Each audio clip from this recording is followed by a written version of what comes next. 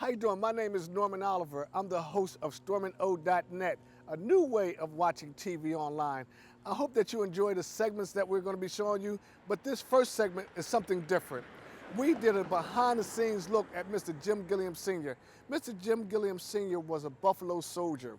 Yes, ladies and gentlemen, one of the originals. And this guy dealt with racism. He dealt with desegregation. He actually said that it was easier for him to be over in England, than being here in the United States. And he was fighting for our country. Chris Coons, the U.S. Senator Chris Coons, and his staff found some medals in the archives that were missing from Mr. Gilliam for years. And they pinned this guy up. Mr. Gilliam is 94 years old, sharp as a wit. We had a number of dignitaries, a number of business folks who came out and support this guy. I hope you enjoy it as much as I.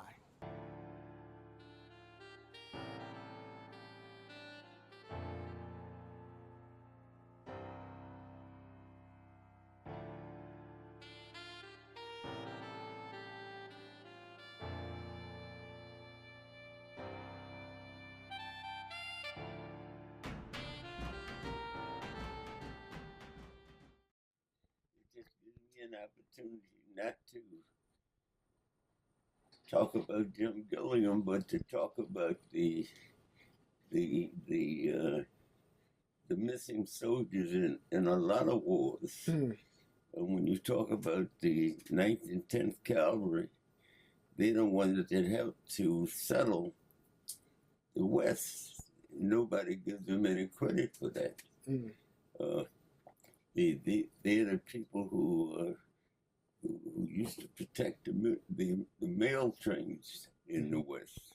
Did you know that? No, I didn't. Well, it's the truth.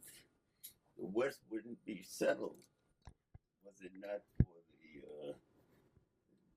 the black cavalrymen. And that is the truth. They're the ones that accompanied the white settlers out there. And nobody gives them any credit at all for that. And I hear you talk a lot about how racism was then. Right. Was it really just that blatant? Huh? Was it blatant? In what? Was racism. Was there a lot of racism then? Of course, this whole country is based on racism. I would commend a couple of books for people to read. Believe it or not, a book entitled 1,000 White Women. And 1,000 White Women has to do with the 1,000 White Women has to do with the trials and tribulations that the Indians went through. And they match up very much with the trials and tribulations of Black America. I can imagine, in other words, when the Indians, when the white settlers came here, and they tried very, very much to make the Indians submit to slavery, and it was a matter of economics, and the Indians refused, absolutely refused to submit to slavery. That they had to find somebody to harvest their tobacco crops and their cotton crops. So what they did, that's when they went to Africa, and that's when they started bringing slaves here, and that's the whole history of the thing. Can you tell us a little bit about the Buffalo Soldiers? What do you want to know about? Whatever you want to tell us. Huh? Whatever you want to say. Well, first of all, the Buffalo Soldiers was it was a segregated military force. But don't forget, too, there was another military division, black, the 93rd Division, known as the Blue Helmet Division. It fought during World War I. And it served under the French military command, and it won a lot of military awards the French Croix de Guerre, for example. And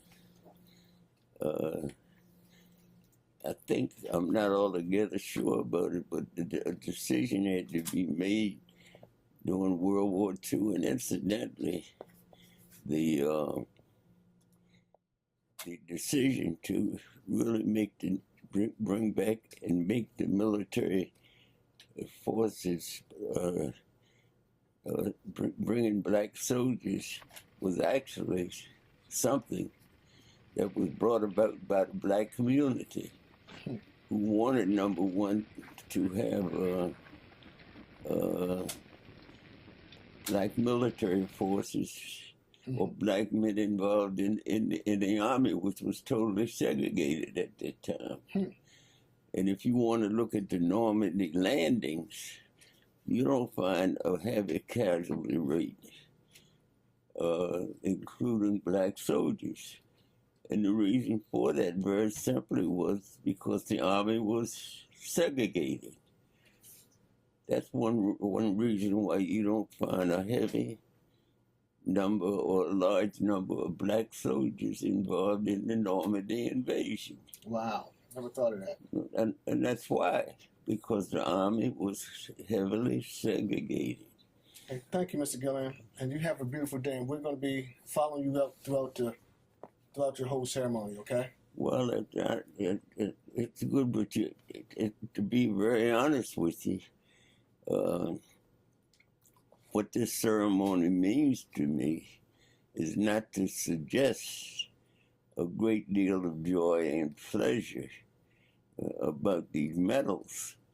But the biggest thing this ceremony means to me is that it affords me an opportunity to be able to point out the fact that the black soldier was an invisible force in the military.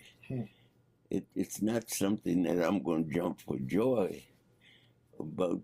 And believe me when I tell you, racism still exists in the military force. In fact, after the law was passed, high-level officials in the military refused to honor the law. They refused to honor the ban.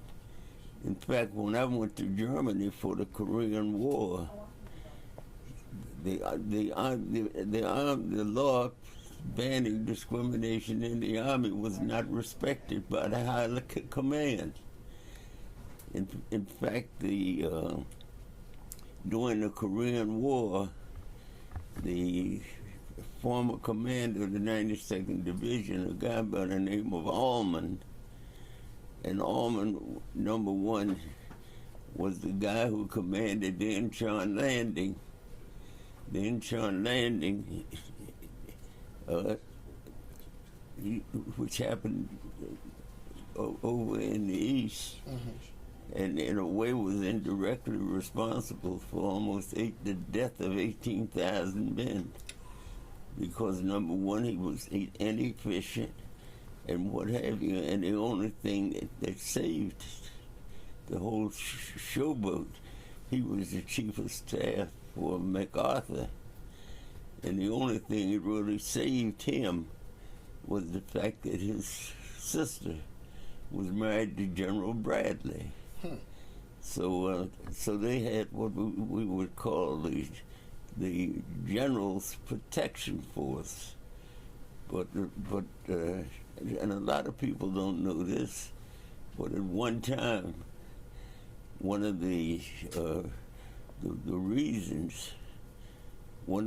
main reasons for white officers commanding black troops was the fact that they were supposed to understand black folks, colored folks.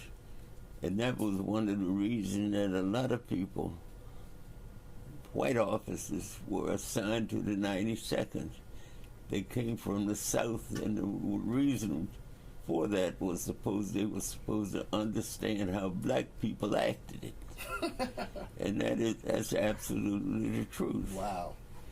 So the fact that I am receiving, and incidentally, these awards that I'm getting today are, and incidentally, the Bronze Star that I'm getting today, as I recall it, was awarded because I was supposed to have helped a white major, and a white major is the one that recommended me for the Bronze Star. Wow.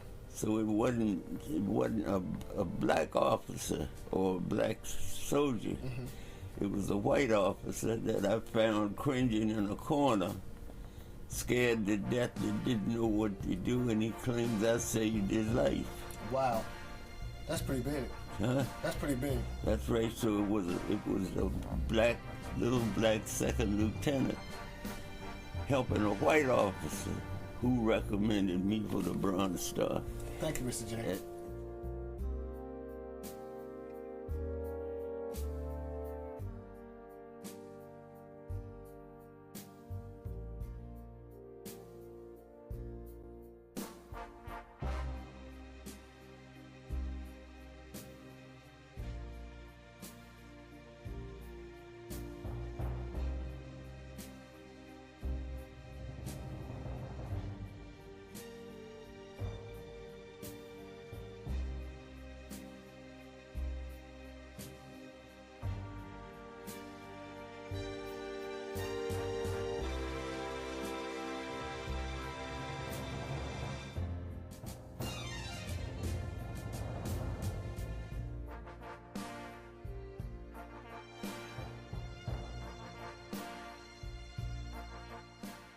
Hey, you should have goosebumps by now. You should be crying.